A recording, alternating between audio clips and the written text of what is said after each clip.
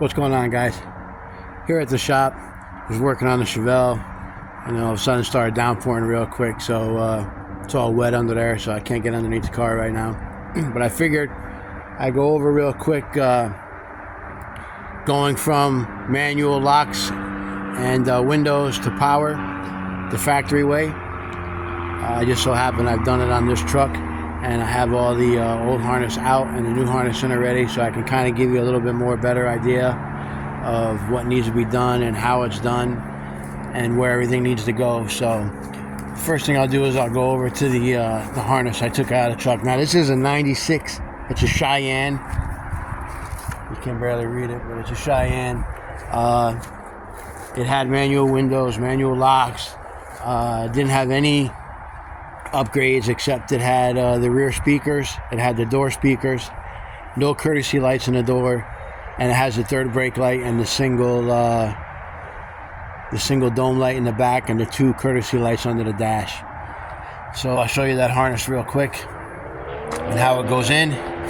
So basically, this is the plug that will plug into your gray courtesy box underneath the convenience center box underneath the dash. This is what runs behind the firewall. This would have went to the front door speaker, connected to the harness in the door for the speaker. Then it runs right here, all the way down to here. You can see somebody's already repaired this one. And this is what goes, those two plugs right there, will plug into the back for your rear dome light, your rear third brake light, your rear speakers. What else? This harness right here, this would have been for, I forget, I think this would have powered the dash harness. I'm not sure about this one, guys. I forget what this one does. But, and then you got this one right here. This one right here would have been for your seat belts and your light in the dash for the seat belt.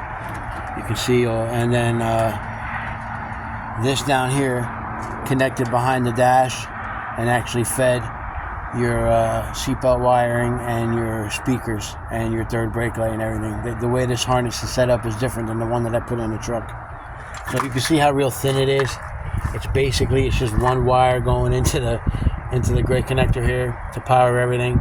So let me walk over to the truck and I'll show you real quick.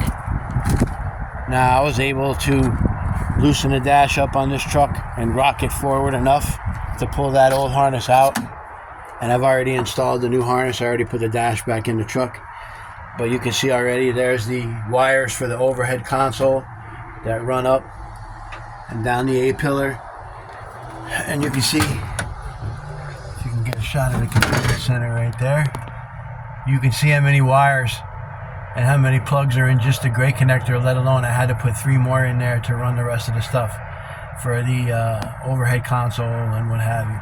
You can see when you get the Silverado package, it always has these 2 bulbs, whether you have 4-wheel drive or 2-wheel drive. 4-wheel drive, this is your indicator light and your illumination at night when you turn the headlights on for the center console. What I like to do sometimes is drill a hole in the center console if you're switching it over, and you can use this as like a light inside the center console. It'll light up when you turn the lights on at night. And this is your seat belt wiring, obviously, which I'm not too concerned about. That's why I got it all tied up.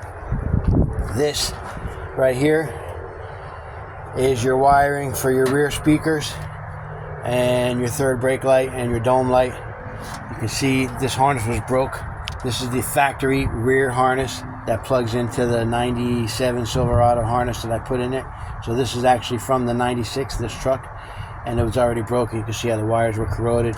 And there's the rest of the wires over there going to the other speaker. It's actually just a jumper that grabs signal off of the speaker and jumps it to the other one.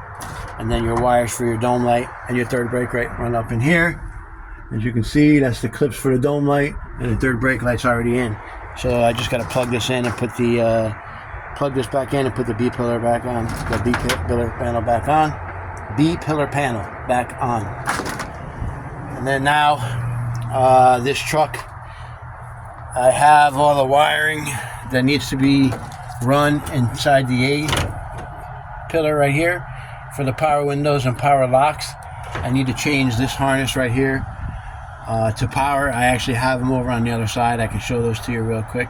This is actually the wire that connects to the front speaker that plugged into that one wire I showed you, and there's one on the other side. You can actually see, if you look down there, there's a couple of plugs that are not plugged in. Those are actually for the door harness right there to change it into power. So let me see if I can dig out a power. And you can see actually right here, I just got them laying in here, but there's power window door harnesses in here already. I'm not going to use these ones. I have another set of doors that already got the harnesses and the motors in them already on that other step side truck, which is actually where this, not step side, the extended cab truck down the street that I parted out. That's where this harness came from. So now, basically all you got to do, guys, is just unplug your old harness and then plug these harnesses in to this courtesy box right here, convenience center box, and you'll be able to go from manual to power the factory way. All it does is run along the back of the dash. You do have to pull the e-brake off to run this harness right here behind it and through, because it actually goes behind the e-brake here. What else can I tell you? Yeah, and that's it, guys. So once I get all the other doors on and get the harnesses plugged in, I actually get some power to this thing. I'm not sure what I'm going to do with it yet, if I'm going to LS swap it or what have you. I'll show you how everything works and how everything hooks up.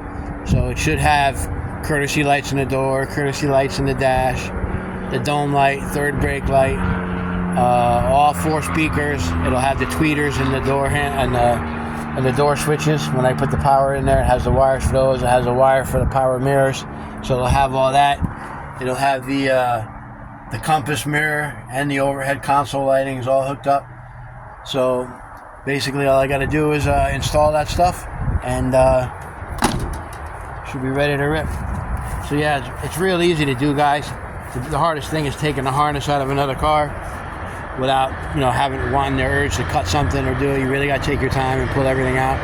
Like I said, on this one I was real lucky. I could just roll the dash forward, and the harness was so small that I was able to get it out and then just run the other one in there with the dash pulled forward. So yeah, so a little bit more work done on this thing. Been really focusing on a Chevelle on the weekends, but like I said, with this rain, and rain keeps raining on and off, that I can't get anything done underneath it. So I just figured I'd show you this. I did it during the week. And yeah, oh, quick hack for you guys that have a rusty front bumper on the inside and you don't want to use it. Just get yourself some Pour 15. Just hit it real quick, and then Pour 15 it, and then bam. It doesn't look so bad.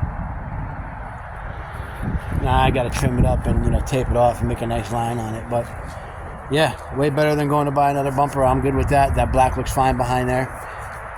And I guess that's it, guys. I'm gonna get home before the rain starts again, and more updates on this thing. A bunch more stuff to do on the Chevelle.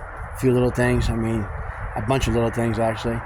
But that's what takes the longest, man. The last 10% of the job is 80% of the work. Just nickels and dimes you to death. Lug nuts, tires, brakes, this, that, so. But we'll get back on it next weekend. Hopefully the weather will be better. Take it easy.